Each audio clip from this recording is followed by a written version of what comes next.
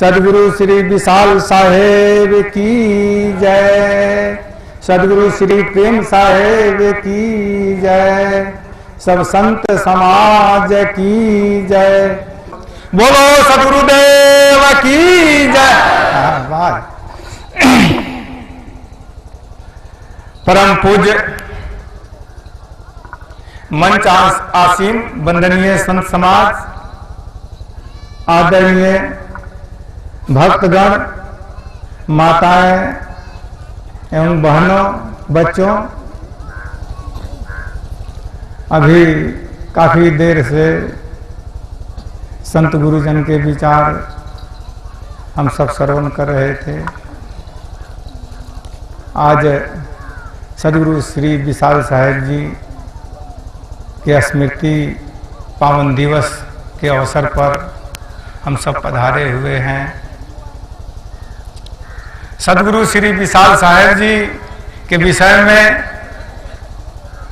सबको जानकारी है कि ऐसे त्याग, तपस्या, वैराग संत, ऐसे विभूति प्राप्त किए कि यहाँ कौन बतावे कि हमारे काठमांडू नेपाल तक उनकी त्याग तपस्या का प्रभाव पड़ा है। तो ऐसे अवसर पर संत महात्माओं के सत्संग में आकर के कुछ न कुछ प्राप्त करना चाहिए। ये संत महात्माओं के सत्संगत बहुत दुर्लभ है। आप लोग रामायण के चौपाई सुने होंगे कि संत समागम हरि कथा तुलसी दुर्लभ दोय, सुतदारा और लक्ष्मी पापी के भी होय।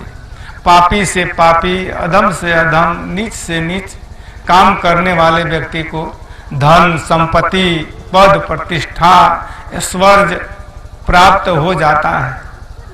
लेकिन संत महात्माओं के संगत, उनके विचार, उनकी रहनी गहनी, ये दुर्भाग्य बहुत दुर्लभ है, बहुत भाग से प्राप्त होता है। इसलिए सदगुरु कबीर साहब ने इस पर बहुत जोर देकर कहा कि संगति कीजिए साधु की, हरे और की ब्याद, वो चीज संगत कुर की, आठों पहर उपाद। संगति किसकी करनी चाहिए? तो संत गुरुजन। अब यहां प्रश्न उठता है कि संत गुरुजन के साथ संगत करने से क्या लाभ होगा? संत बड़े परमार्थी, शीतल इनके अंग, तपन बुझावे और को दे दे अपनी रंग। संत महात्मा बड़े दयालु होते हैं। संत महात्माओं के सत्संग से हमें शांति प्राप्त होती है। संसार में जितने नर नारी, पढ़ अपढ़ मानव समाज है, यदि सबसे पूछा जाए कि आपको चाहिए क्या, और जितना व्यवसाय हो रहा है, जितना नौकरी चाकरी, खेती बाड़ी, अनेक प्रकार के जो धंधा व्यवसाय चल रहा है संसार के अंदर में, इसका मूल कारण क्या है? तो सब लोगों ने यही उत्तर दे सकते हैं कि ये सब काम हो रहा है सुख और शांति से जीवन व्यतीत करने के लिए।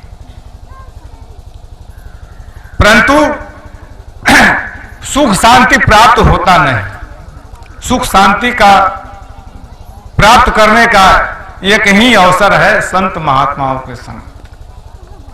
जो संत महात्मा, अभी हमारे महंत साहब संतों के विषय में परिभाषा दिए, जो सब कुछ अपना त्याग करके बाहर से भीतर से संपूर्ण अहंकार को नष्ट कर दिया,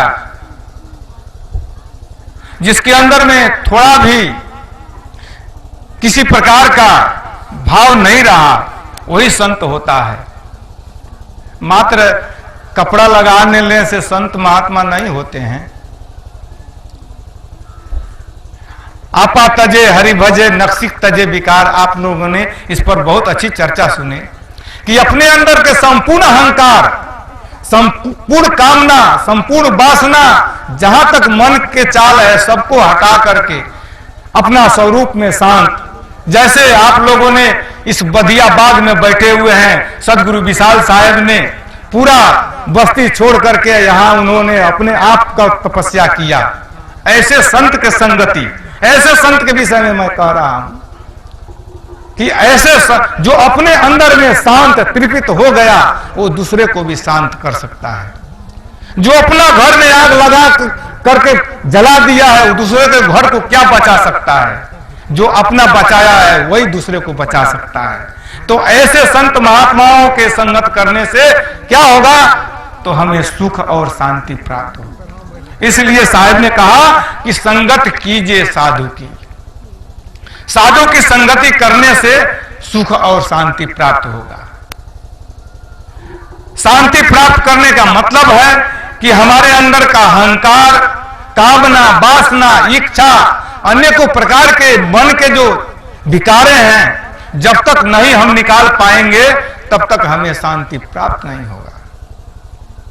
चाहे कितना हम धन कमा ले, कितना हम पद प्राप्त कर लें, इससे कुछ होने वाला नहीं है।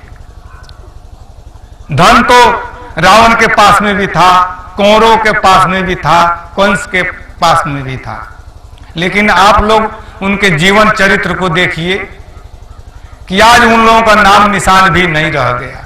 क्यों? कि उन लोगों को उन अंदर में अहंकार का बासा बहुत जबरदस्त था।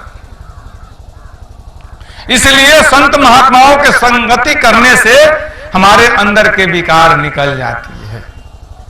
उनकी वाणी को धारण करने से हमारा मन पवित्र हो जाता है। इसलिए संगत कीजिए साधु की। व्याध क्या है कि अनादिकाल से हम वासना के शिकार बन के अनेकों शुभाशुभ कर्म करते हैं। उसका परिणाम यह होता है कि फल भयंकर भोगना पड़ता है। आज उसी का परिणाम है कि कोई जेल में आजीवन कारावास पड़ा हुआ है। उसी का परिणाम है कि कितने व्यक्ति गलत काम करके फांसी के तख्त पर लटक जाते हैं।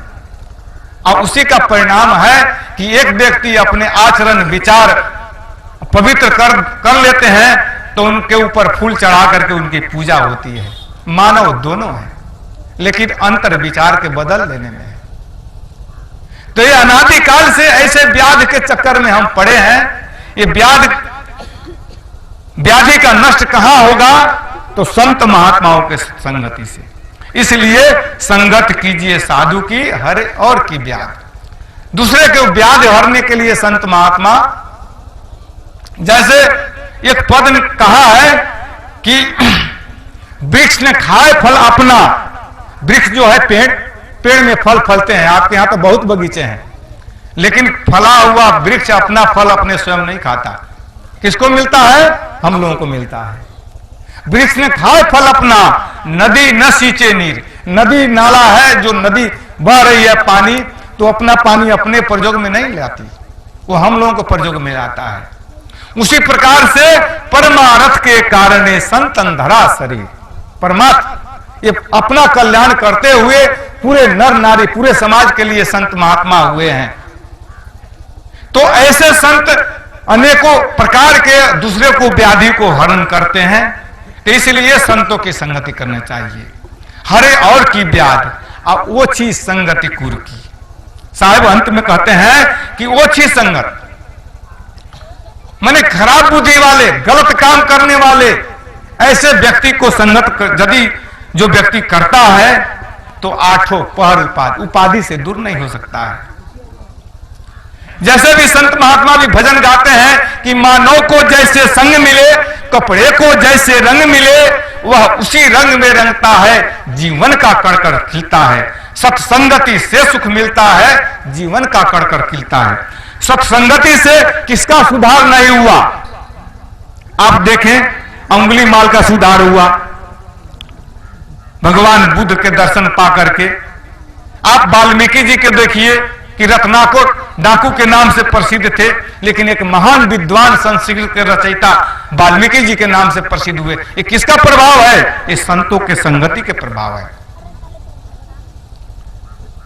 तो वो चीज संगत कुर की आठों पारुपात। यदि गलत काम करने वाला, गलत बुद्धि वाले को हम संगत करेंगे तो हमारा बुद्धि खराब होगा, इसका परिणाम भयंकर दुख, कष्ट, कलेश का सामना करना पड़ेगा।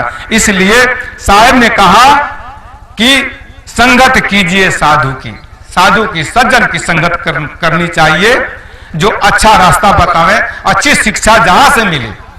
ये नहीं कि ये सफेद कपड़ा में साधु है, और लाल पीला कपड़ा में नहीं साधु है। साधु तो विचार है, विचार बदल ले तो वही साधु। साधु ये नारी के रूप में भी है, नर के रूप में भी है, लाल कपड़ा में भी है, सफेद कपड़ा में भी है। जिसके अंदर में विचार की तटस्थता हो गई है, उसके अंदर में सत्य क्या है, असत्य क्या है, शुद्ध क्या है, अशुद्ध क्या है, हम क्या है, संसार क्या है, इसका जो बोध हो चुका है, चाहे घर में रहे चाहे जंगल में रहे, कोई फर्क पड़ने वाला नहीं है। इसलिए बंधुओं, मैं अपनी वाणी को यही विराम देता हूं। समय 10 मिनट के मिली हुई थी, हमारा समय पूरा होने लगा। मैं कहूंगा कि संगत कीजिए साधु की। ये सदगुरु कबीर साहब की वाणी है, इसको धारण अपने जीवन में उतारें। मात्र कहने से नहीं होगा, हम कह देते हैं वहीं तक सीमित हो जाता है। साहब ने कहा कि कहनता तो बहुते मिला, कहने वाले बहुत संसार में मिलते हैं, लेकिन उस पर चल करके दिखाने वाले बहुत कम मिलते हैं। गहनता मिला न कोई, हमको उस पर चलना चाहिए। कहने से कोई फायदा नहीं होगा, अपने जीवन में उतारेंगे तब फायदा होगा। सो कहनता वही जाने दे जो न गहनता हो, है ना। इसलिए ये संत महापुरुषों की ये बहुत आसीम कृपा है कि हम सबों को ये मार्गदर्शक मिला और हम सब इसके आगे आए। ये बहुत बहुत हम तन से, मन से और अपने वचन से उन महापुरुष के जिनको तपोभूमि में आज हम बैठे हुए हैं, हम श्रद्धांजलि अर्पण करते हुए अपने वाणी को विराम देता हूं। बोलो सदगुरु विशाल साहेब की जय, सब संत गुरुजन की जय, सब भक्त समाज की जय। साहेब